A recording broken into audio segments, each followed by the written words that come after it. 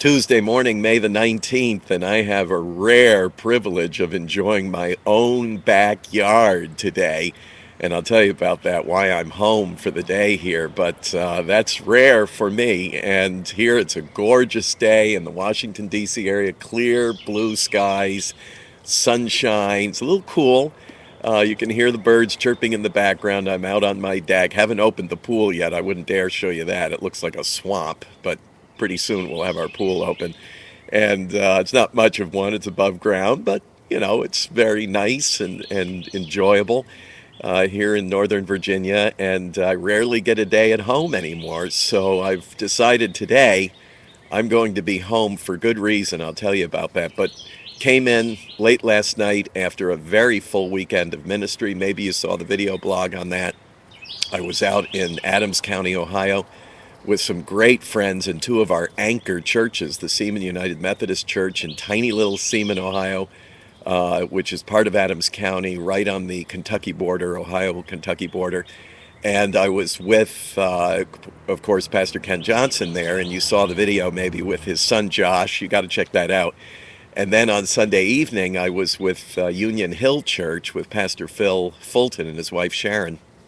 Just great people that you can't outdo their generosity, their hospitality, just wonderful. And while I was there, we dedicated a new Ten Commandments monument. You remember there was a big controversy, big brouhaha there going back almost 10 years ago now, when the federal government ordered four monuments of the Ten Commandments literally ripped out of the ground from in front of public schools in that county by crane. And I was there when it all happened, and that was the start of that friendship. Well, read about it on our website. There's a lot of material there.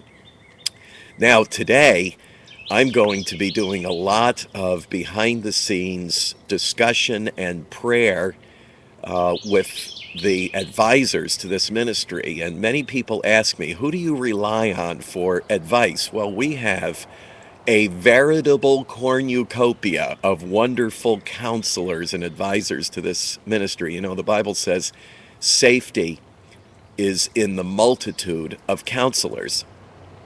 In other words, you make better decisions.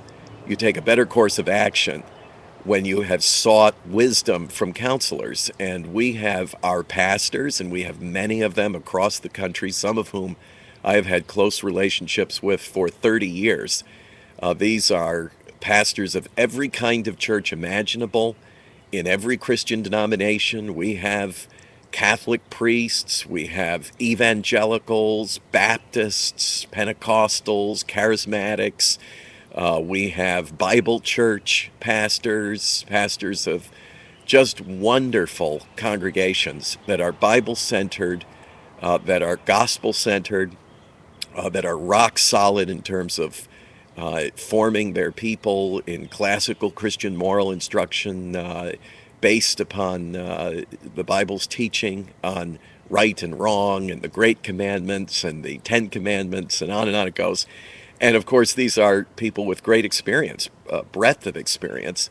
We have the leaders of other major Christian organizations in the country that I regularly talk to. We have of course, right in Washington, I seek the counsel of two principal U.S. senators with whom I pray and talk and gain insights, members of Congress, several of them who are God-fearing, very wise, brilliant individuals. We have three judges whose advice I seek routinely, and then we have other people placed very strategically in Washington, and these are people with whom I enjoy deep personal relationships. I'm thinking of one who is one of the top scholars in the world, and certainly in the United States when it comes to our American form of government and matters of church and state. Absolutely top academic, brilliant scholar, godly man.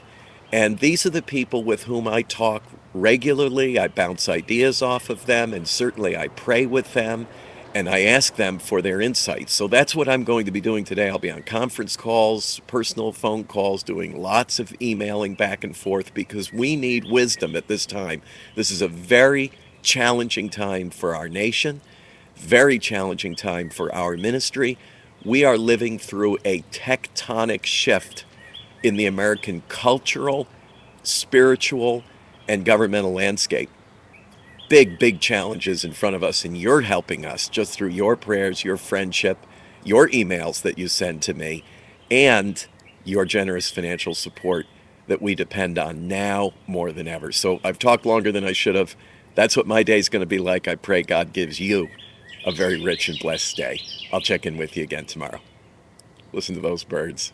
Ooh, soothing to my soul. Check you out later.